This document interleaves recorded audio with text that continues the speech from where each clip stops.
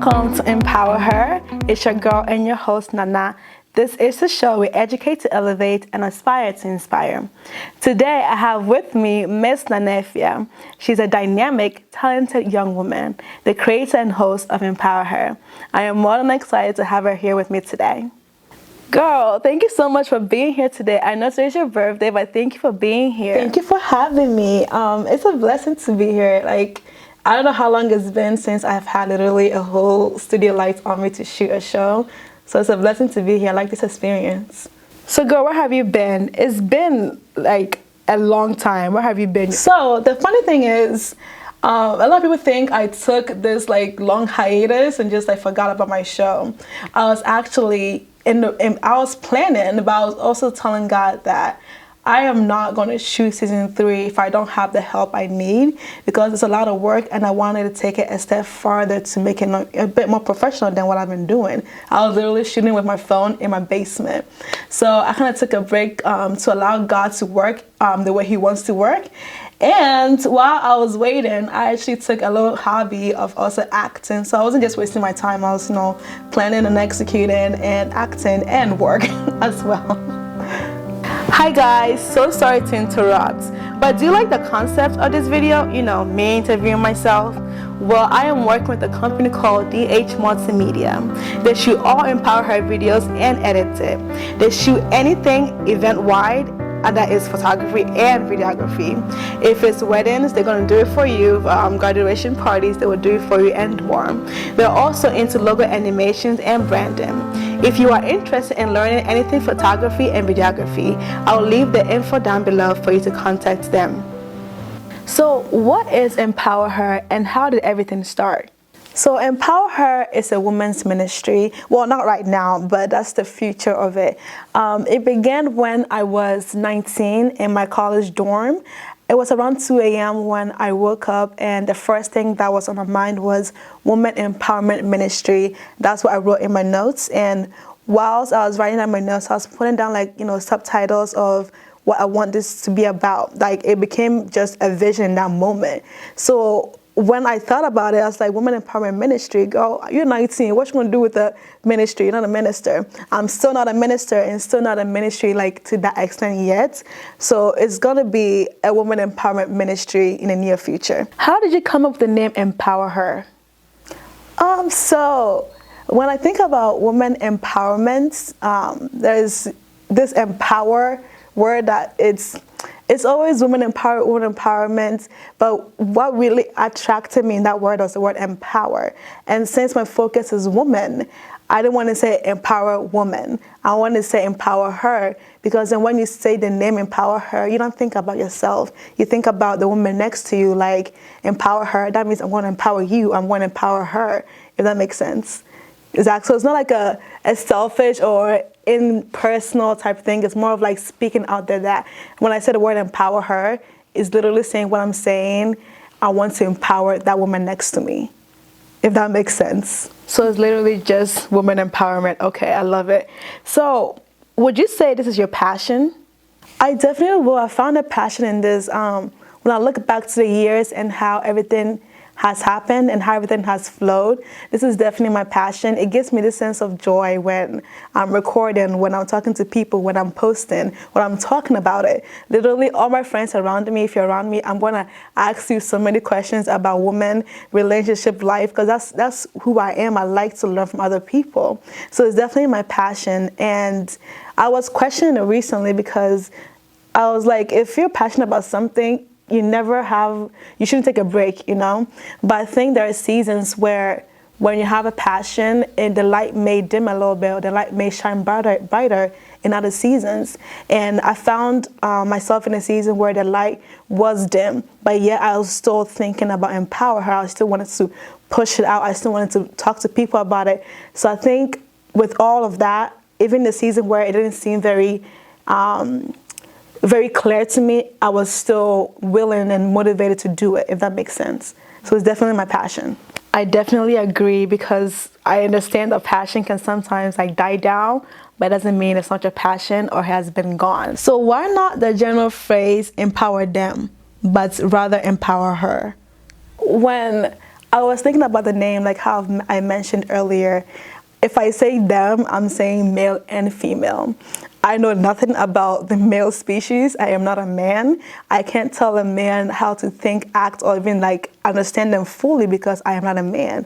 And I'm not an expert in women, but when I think about a woman, I'm a woman. I know the things we go through. I'm not every woman, but I rather would empower something I know of than to say, I'm going to empower you as a man, even though I don't know how you handle your feelings, if that makes sense. So if I say empower them, it will literally bring in the male population, and they probably expect that level of me, which I can't give. But what I can give is women empowerment, which is empower her.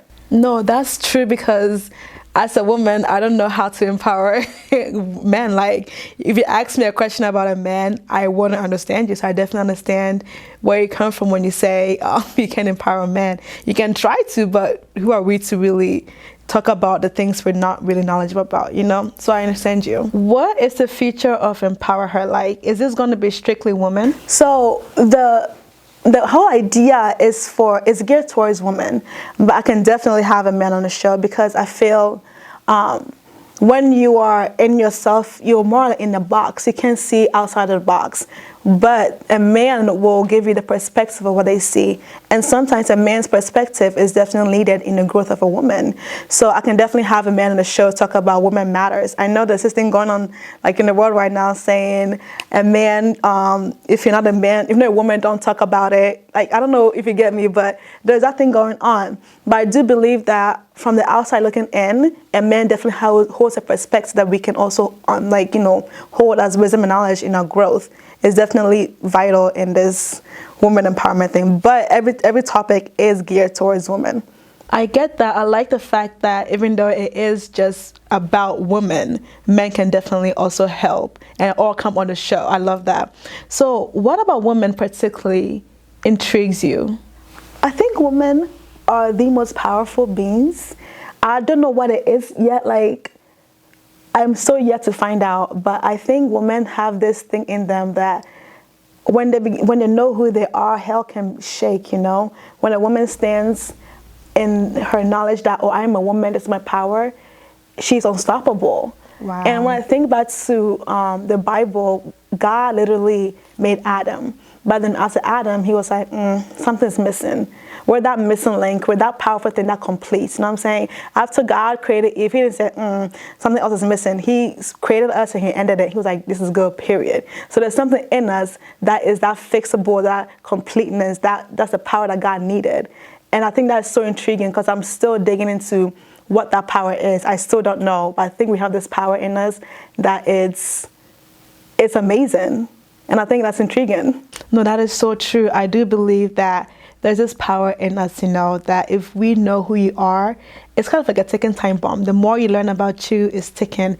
The minute you know who you are, it's like a blast. I love it. I love it. I definitely agree with you on that one. We want to know about you. What is your background? Where did you grow up? So I grew up in Ghana. I came to the United States about the age of 10.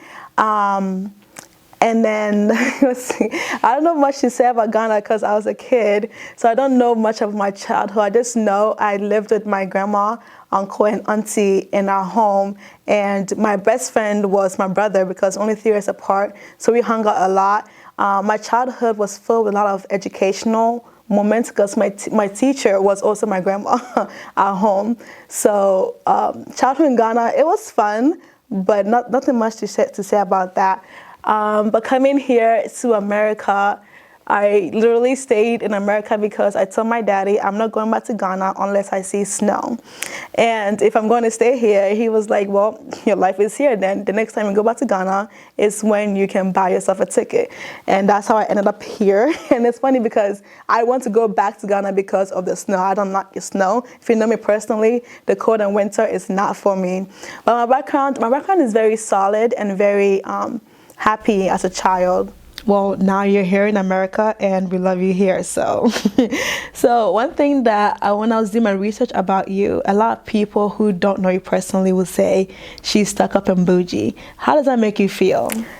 This is funny because recently somebody I got to know somebody and she was like, girl, you're not stuck up at all. And I was like, okay. And apparently, I guess the way I portray myself on social media or the way I carry myself, that can give off the vibe of, oh, she's bougie, she's stuck up, don't talk to her, blah, blah, blah.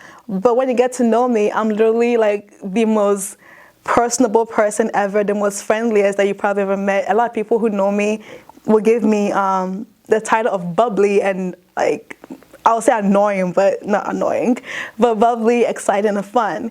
And I think it's just the fact that there's boundaries around me. If you get to know me, you will get to know that I am not stuck up at all. It doesn't hurt me. It doesn't change me. I know who I am. I know the way I am with people. So if you think I'm stuck up and bougie, it sounds like a you problem, me problem, but I'm definitely not stuck up and bougie. Definitely, like talking to you, you're definitely not stuck up and bougie. I love how personable you are, like you mentioned. I love how you relate to people. I love how you're open and honest and just around and you just have this bubbly personality like you just mentioned, and that's definitely not, someone that's stuck up. If I could say all my friends should meet you, I would say they should meet you. So what makes you passionate about Empower Her? Because of the vision I have for it, I have days where I don't want to shoot. I don't want to think about Empower Her. But when I look at the bigger picture, what God has shown me how far Empower can go, I get up to do what I have to do because this is the goal that God has given me. This is the vision God has given me. I literally feel like it's my identity. Like if I don't accomplish this, I can't look at God like I completed what He told me to do. I feel like this is what I was made to do. And one thing that allows me to keep going is one time I felt a lot of people were doing women empowerment. So like, why me? Why should I do Empower Her too when more prominent people are doing it? And my mom told me that, she said in Cheese, I'll translate, she said, and in English it means if you go to the market, there's many different types of tomatoes, but every tomato gets sold. So I think hearing that made me passionate that, girl, 50 people can be doing women empowerment. And if God has put this on your heart, it's your assignment, and no one can do it better than you. This is what you're doing, and that's what they're doing. There's no competition. There's what God has given you, and that gives me so much passion. Like, I have to do what God told me to do. I love that. I love that you have taken it so personally. If God has given it to you, then you can definitely do what He has said to you, even though it's other people that's going to be around you that's going to have the exact same mission going on. But when you make it personal with you and God, I love the fact that, I love that you mentioned that. I hope and pray that that fire you're talking about does not die down for long, because we definitely love to have you back. What type of help do you have now on your show? So I did not want to shoot unless I have somebody who can, record, edit, and kind of just help with the whole process. And now it's funny because I didn't go seeking for this help. All I did was pray. God, I'm not going to shoot unless I have the help I need. And the funny thing is, my whole show is about women empowerment. It's geared towards women. But everyone that's on my team is a man. I have a producer manager who shoots, edits, and, posts my videos. And I have a branding manager that makes sure everything is in the brand aspect of Empower Her. So it was funny that I'm literally geared towards women, but my whole team is men. That's interesting. Why did you choose to work with men, not women? So the funny thing is, when you think about women empowerment or feminist movement, it literally drags you to think it's anti-men, it's strictly women. And hashtag men are trash, we don't need you, blah, blah, blah, independent woman. There's that stigma, But I love the fact that I didn't choose to work with men. Like I said, I was waiting for God to bring me help. And when they came, obviously I accepted it. And I looked around and I saw my team people are men, but I love it because it kind of shows you that with men we can empower women together. We don't need to have just an all-woman team just to focus on us. With men's help, we can definitely get to where we need to be. No, it's funny when you came in today with like your whole team being men. I looked around you like, so how is she empowering women when her whole team members are men? I love what you just said, that with the help of men we can still empower women. It doesn't have to be solely based on just women. So what do we expect from Empower Her in the near future? In the future, Empower Her, I definitely will be a conference that I want to host. I don't know where yet, every year. And I want it to be a sisterhood conference, something that, it's time for Empower Her Conference. I'm excited to see this sister, this girl, this woman, because, you see each other once a year, just to build that sisterhood from people across the world. It's a sisterhood that you can definitely have fun with, grow with, be in a working field together, to start businesses together.